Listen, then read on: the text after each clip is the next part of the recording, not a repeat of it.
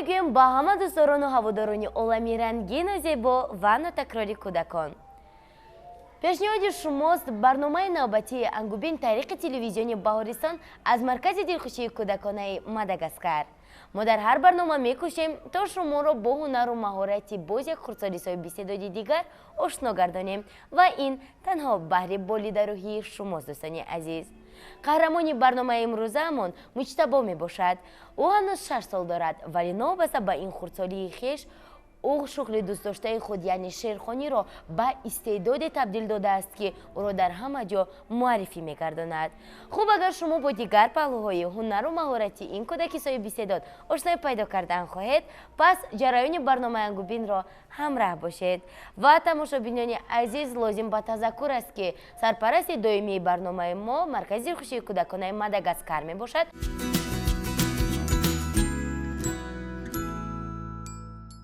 سلام میشه با شما را به برنامه‌مون خوش آمدید میگیم. السلام. خب میتوانید خود را به تماشابینان تلویزیون بهارستان و هم اون نفرانی که شما را تماشا کرده ایستادن معرفی کنید. بله، من طالب مجتبی موسیقی خواننده صنفی مؤسسه تحصیلاتی میانه عمومی رقم 94 ناحیه سینا می باشم. خیلی خوب مجتبی، میتوانید درباره از عائله خود برای ما معلومات دهید؟ بله. مرحبا. من در یک عائله زندگی میکنم که خیلی مهربان میباشد. ما در عائله 8 نفر زندگی میکنیم. صدر عائله ما بیبی جانم میباشند، باز پدر و مادرم، اپم، 3 برادرم و من. بیبی جان من آدم خیلی مهربان میباشند. برای همین من از بیبی جانم را خیلی و خیلی دوست میدارم. خیلی خوب. اصلا با شما. خب مادام که اینقدر بیبی جانتان را دوست ندارید کنی برای بیبی جان یک شعر گوید؟ بله. مرحبا. بیبی جانم می آید از راه دور می آید به زور می آید.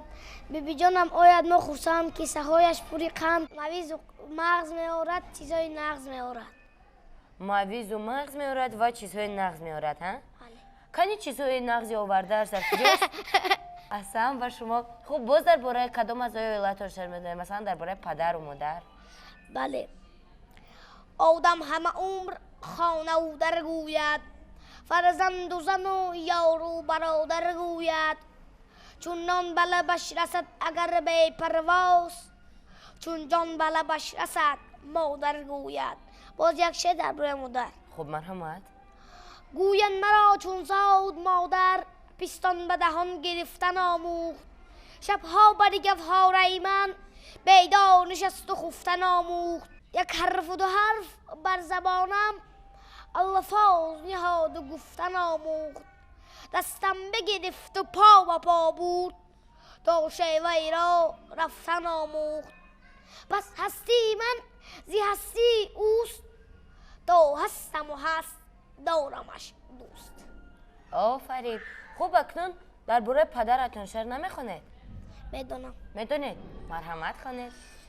سفیداری بلند یک شاخه و 100 برگی تر دارد.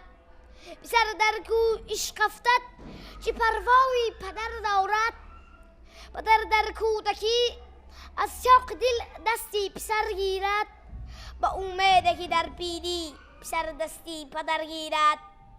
اگر فرزند قابل رفت از جهالش خبر گیرد، ولی فرزند ناقابل گریبانی پدر گیرد. نمک در کامها شیرین ترش شهد و شکر گردد. جگرها خون شوند تا یک پسر مثلی پدر گردد. آفرین با شما. خب میگفتید که همین شعرها رو با همراه کی ایجاد میکنید؟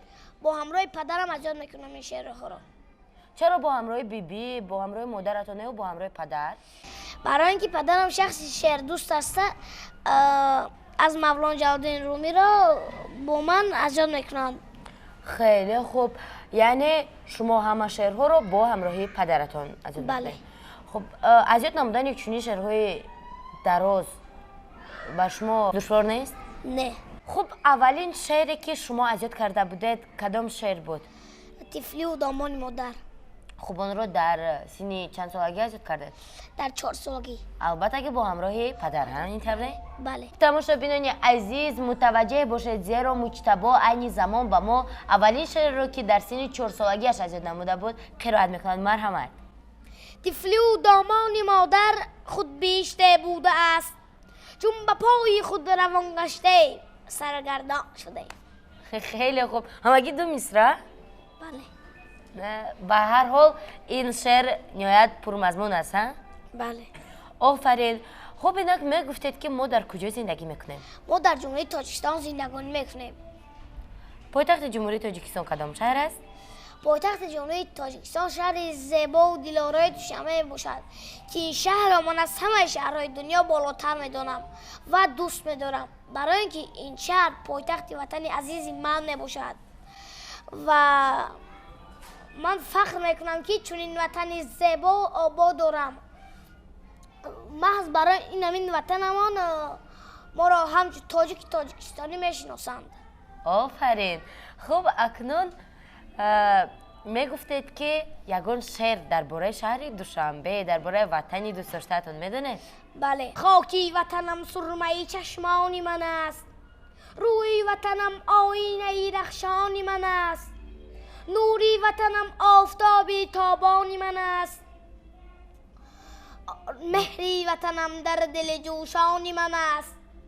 من را وطنم تربیه بسیار نمود، فرزندی به خود نیک و وفادار نمود، دروازه اقبال برویم بکشود، پس خدمت او صدای وجدانی من است. خب آفرین به شما برای چنین شعر زیبا و مصوبت خود را ادامه میدهیم. میگفتید که جمهوری تاجیکستان به چند ولایت تقسیم می شود؟ جمهوری تاجیکستان 3 ولایت دارد: ولایت ختلان، ولایت سوغد، ولایت مختار کوهستان بدخشان و ناحیه های تابع مرکز. خیلی خوب. اهالی جمهوری تاجیکستان چقدر است؟ بله، اهالی جمهوری تاجیکستان زیاده از 9 میلیون نفر می باشد. البته با همراه شما ها؟ خیلی خوب. کشورهای همسرحدی جمهوری تاجیکستان را نامبر کرده می توانید؟ بله. مرحمت.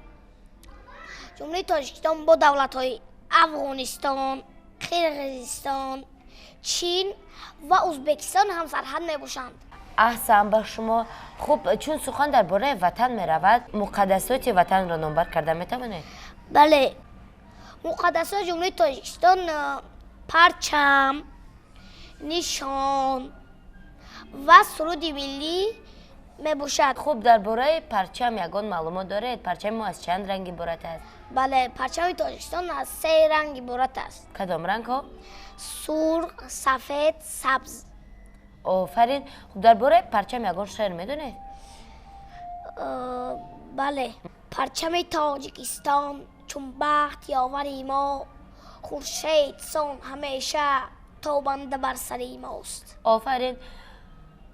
خب سرود ملی را گفتید که با قلمی گلنظر کلدی نوشته شده است. با قلمی استاد گلنظر کلدی تعلق دارد و آهنگ کیست؟ سلیمان یودکو. خیلی خوب. یک پارچه اون رو خونده میتوانید؟ بله. مرحمت.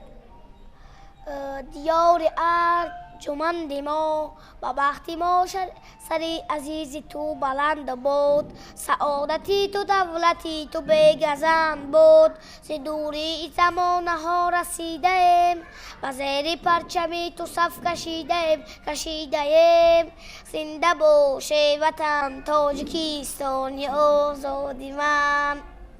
آفرین. کفایه است. ما میدونیم که شما همه اون رو میدونید ولی برای ما یک پارچه هم کفایه است.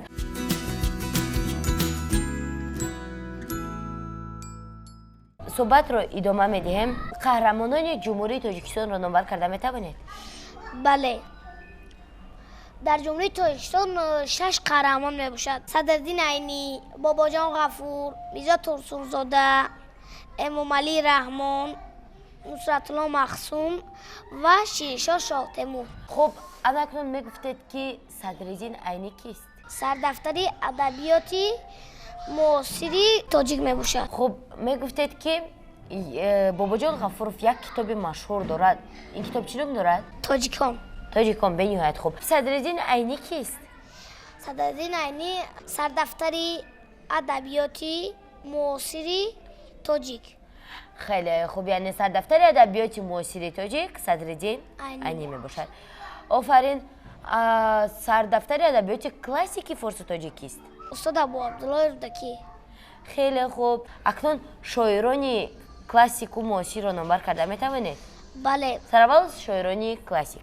مولانا جلال‌الدین بلخی، شمسی تبریزی، کمال خوجندی، ناصر خسرو، بدیل، حافظ شیرازی، کمال خوجندی و دیگران. همین و توانید؟ دیگران. از ایجادیات کدام از این شاعران شعر می دانید؟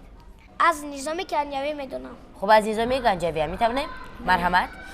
آن روز که تا 7 ساله بودی، چون گل به چمن حواله بودی، اکنون که به 14 رسیدی، چون سر به اوج سر کشیدی. غافل منشین نه وقتی بازیست، وقتی هنر است و سرفرازیست. دانش طلب و بزرگ آموز، تا به نگرد روزت از روز. وان شوق طلب ز روی حالت، کس کرده نباشدت خجالت. آفرین. خب از دیگران چی؟ از زبونیسا میدونم. خب مادام که شما از زبونیسا شعر دانید، من یک چند کلمه اولش رو میگویم تو شما دوامش رو گفته میتوانید؟ بله. دختری شاه هم دختری شاه هم ولیکن رو به فقر آوردم، زیبو زینت بس همین است، نامی من زیبونیساست. خیلی خوب. باز از کی شعر میدونید از شاعران کلاسیک؟ از مولانا جلال‌الدین بلخی. خب مرحمت. کدام شعرش خواندن میخواهید؟ عزم آن دارم. خب مرحمت. عزم آن دارم که مهمانت کنم، جان دل را دوست قربانت کنم. گر یقین دانم که بر من عاشقی، از جمالی خویش حیرانت کنم. در دلت گر ذره ایمان بود، آفتابی جمله خلقانت کنم.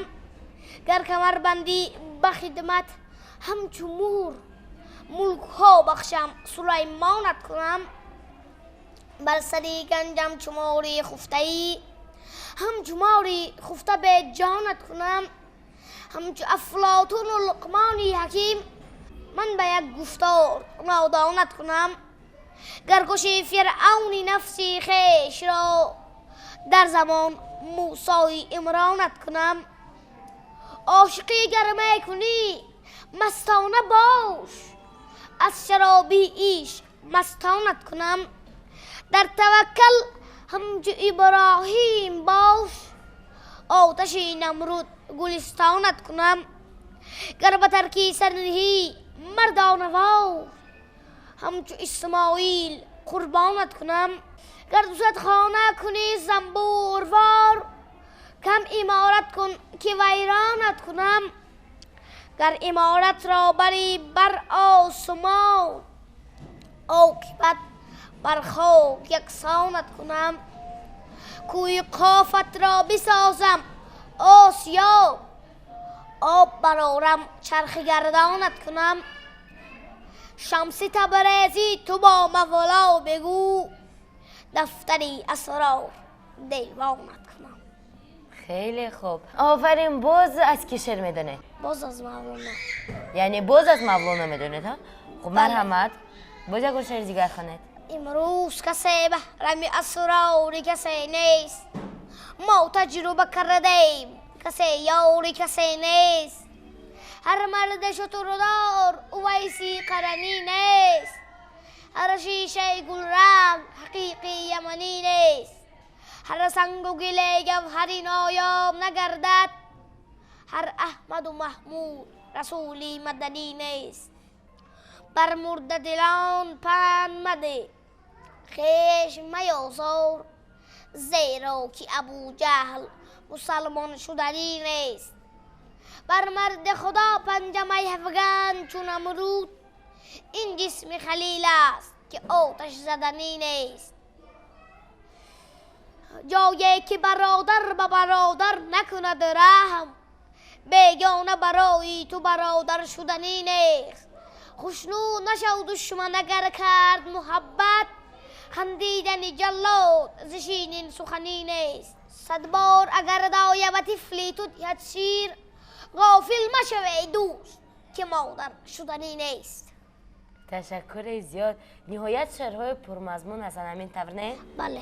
تماشابینان عزیز، باوری داریم که شعرهایی رو که مجتبی از ادبیات مولانا جلال‌الدین رومی قرائت نموده ایستاده است به شما نیز پسند آمده ایستادند.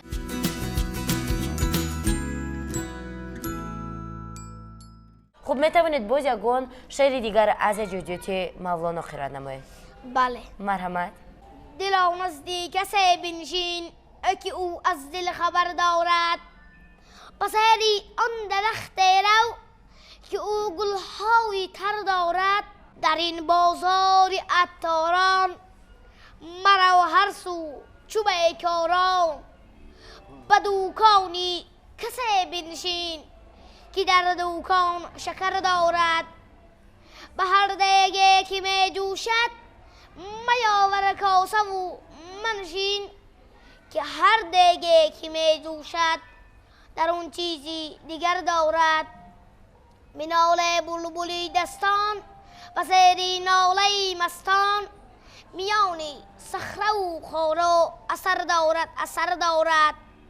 چراغ است این دلی بیدار و زیری دامنش میدار.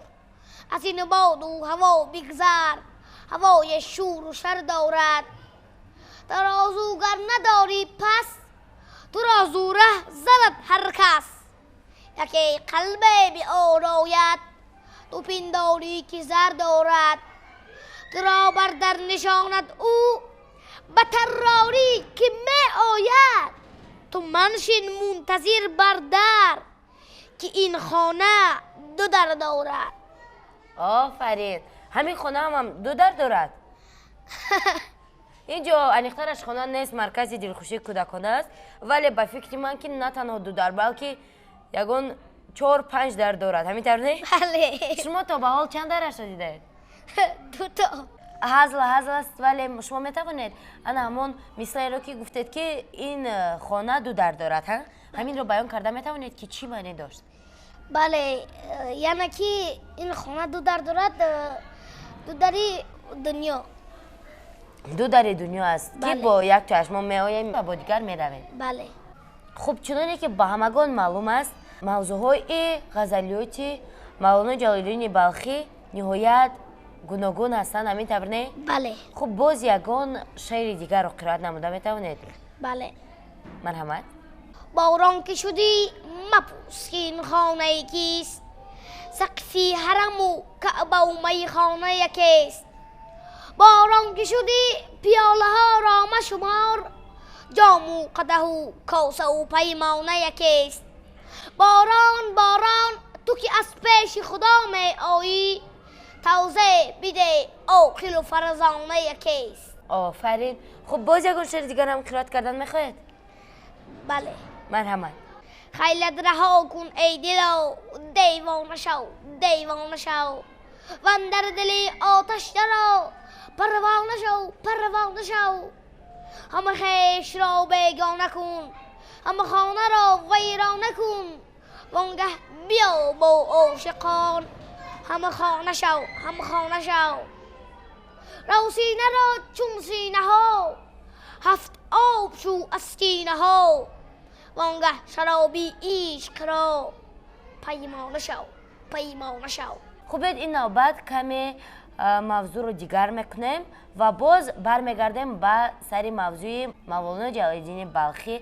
خب تماشابینان عزیز، اولین مرتبه که مجتبی به تلویزیون بهارستان آمد، او مرا همگی با یک شعر خود یعنی دقت مرا به خود جلب کرد و من میخواستم که انا همون شعر را یک مرتبه دیگر قرائت نماید. ای مصور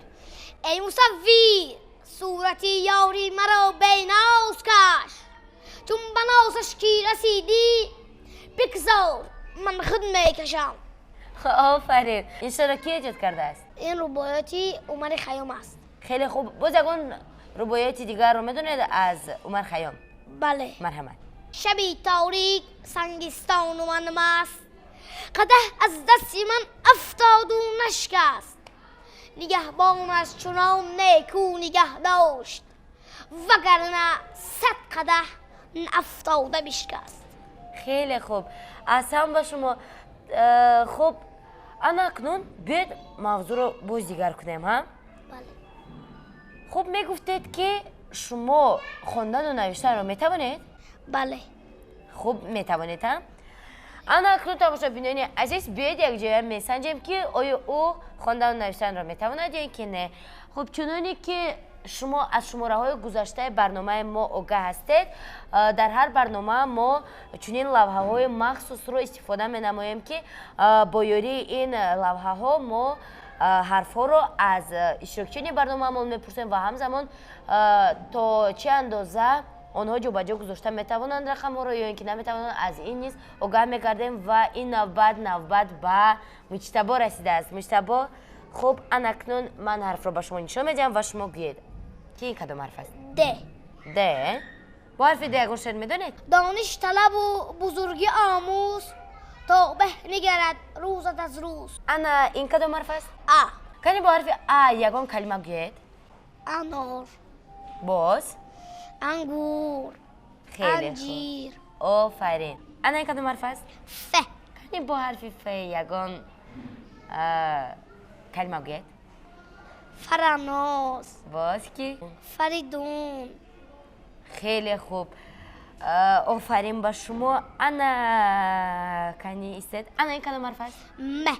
کنی با حرف م یگان کلمه گویید؟ مجتبی، با یگان کلمه دیگر؟ محسن، محمد، مظفر. آفرین. خب انا این کدام حرف است؟ ب. با حرف ب کلمه گویید؟ بارستان. آفرین. انا این کدام حرف است؟ ت. حرف ت. با حرف ت یگان کلمه گویید؟ تلفن، تلویزیون. احسن با شما. انا کدام حرف است؟ ش. ش. کنی با حرف ش یگان کلمه گویید؟ شانه، شمشاد. شمش، خیلی خوب. شهزاد. شهزاد، آفرین. انا این چی؟ خ. خ. کنی با حرف خ یگان کلمه گویید؟ با غیر از کلمه خر یگان کلمه گویید؟ خرگوش. خرگوش. با کلمه خر تماشا بینید عزیز، این از نهایت شوخ بودن مجتبی درک می‌دهد که من گفتم که با غیر از کلمه خر او با کلمه خر باز 3 حرف دیگر رو علاوه نموده با ما خرگوش گفت. فهمیدید نه؟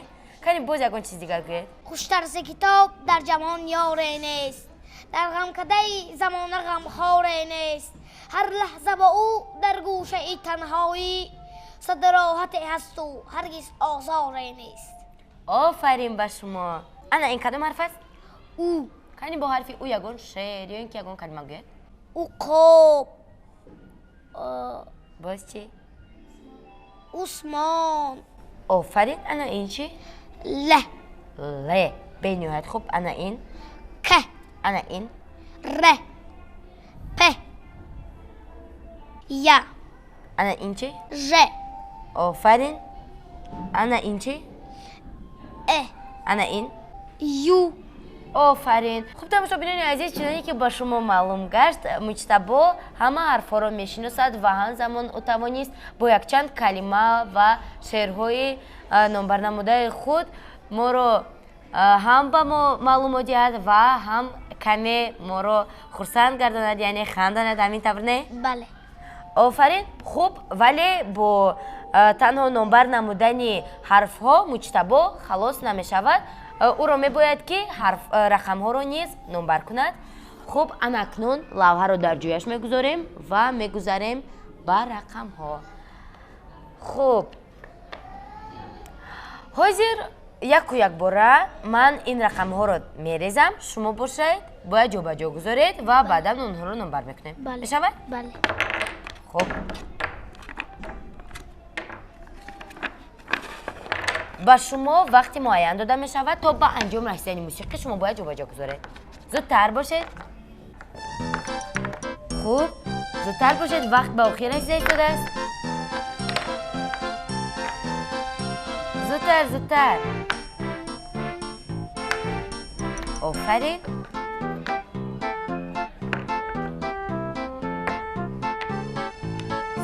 زودتر. احسن. با شما تماشاگران عزیز، چنانه که خود شما شاهد گشتید، مجتبی توانست در یک مدت کوتاه، یعنی تا به انجام رسیدن موسیقی رقم ها را جابجا گذارد و این نوبت ما میخواهیم تا او برای ما رقم ها را نمبر کند. الان کدام رقم است؟ 1 2 6 10 8 3 9 5 4 7. آفرین. اما اکنون بیاید یک کار دیگر میکنیم. اگر ما هر دو این رقم ها را یک جایه خونیم چی؟ 1 2 12. اگر رقم 3 رو هم به آن اضافه کنیم چی؟ 123. اگر برعکس خونیم چی؟ 321. آفرین. میگفتید که رقم از همه دوست داشته شما کدام است؟ 10. برای چی 10؟ برای که رقم کلان است. برای که رقم در 10 سومون یک چند چیز رو شما خریداری کردن میتوانید. بله. با شما 10 سومون نمیدین؟ 5 سوم. 5 سومون نمیدین؟ بله. آفرین. کنی شما چند ساله از اینجا یافته میتوانید؟ شما چند ساله؟ 6؟ بله. آفرین. خب این نوبت ما با لوحه نیز بازی کردیم و من میخواستم دانم که در جمهوری تاجیکستان کدام نوع میوه ها پرورش کرده میشوند گفته میتوانید؟ بله. مرحمت. در جمهوری تاجیکستان میوه‌هایی از قبیل انار، انگور، انجیر، سیب، آلوچه، گلوس، خرما و غیره. کدام میوه رو بیشتر دوست می‌دارید؟ انار. انار رو دوست می‌دارید؟ بله. برای چی؟ برای که ترش است. برای که ترش است؟ بله. آفرین. خب اما اکنون میگذاریم به عالم حیوانات. خب حیوانات وحشی و خانگی را نمبر کرده میتوانید؟ بله. در جمهوری تاجیکستان حیوانات خانگی و وحشی از قبیل شیر، پلنگ، روباه، شغال، گور، خرس، آهو و غیره. حیوانات خانگی؟ حیوانات خانگی باشن از قبیل سگ، گربه، گاو، گوسفند، بوس، خر، اسب، خرگوش و دیگرها. خیلی خوب. کدامی از این حیوانات به شما بیشتر پسند است؟ حیوانات خرگوش. خرگوش؟ بله. خب ما اگر به شما این زمان یک خرگوش تحفه کنیم شما خرسند میشوید؟ بله. چقدر خرسند میشوید؟ خرسند نشوم. خرگوش رو بعد گرفته به خونه تان نبرید؟ به خونه بابا میبرم. به خونه بابایتان؟ بله. را بعد خرگوش از شما کلانتر باشد چی؟ خب بیایید یک کار میکنیم. تماشا بینید عزیز شما نیز با دقت باشید. شما چشمایتان را میپوشید و ما برای شما یک تحفه داریم. میشود؟ بله. ولی نگاه نکنید. رویتان را به آن طرف گردانید. خب مجتبی خب این کیست مجتبی؟ خرگوش؟ انا می خرگوش را گرفته به خونه تا میبرید؟ میبرید؟ برای چی؟ آخه شما گفتید که خرگوشک را دوست ندارید کو؟ تشکر خرگوشک برای چنین تحفه ها. این تحفه ها از نام مرکز خوشی کودکان ماداگاسکار برای من هم آوردید ها؟ تشکر. کنیم بیا یک جویا رحمت گویم. 1 2 3 رحمت. خب بیایید یک جویا با همراه خرگوشک عکس خاطروی میگیریم ها؟ بله. خرگوشک به نزد ما بیاید. بیاید هر سه یک جویا انگوبین میگویم. 1 به طرف دستگاه های نوربرداری. 1 2 3 انگوبین. خب به شما تحفه ما پسند آمد؟ بله. خرگوشک هم شما رو دوست داشته هستم، اینطور نه؟ بله. خب تماشابینان عزیز، چنانه که خود شما شاهد گشتید، فضایی که ما در اینجا قرار داریم باز هم خرسندی بخشتر شده و ما نیز نهایت خرسند هستیم. و مجتبی من میخواستم پرسم که در آخر برنامه چه گفتن میخواهید؟ با همسالانتان، با نفرانی که شما رو تماشا کرده ایستادن چه گفتن میخواهید؟ با بیرونگردی مشغول نشوند و کتاب خوانند، با غزل حاجتکنی مشغول شوند. خیلی خوب، یعنی با علم و دانش رو آورند، همین طور نه؟ بله. و تماشابینان عزیز، ما نیز از نام اهل ایجادی برنامه انگوبین با شما گفتن میخواهیم که شغل دوست داشته خود را به مثل مجتبی به استعداد تبدیل دهید تا آن شما را مشهور گرداند، زیرا استعداد نه تنها پر و بال بلکه پرواز است. تا دیدار نوبتی در برنامه انگوبین، خیر.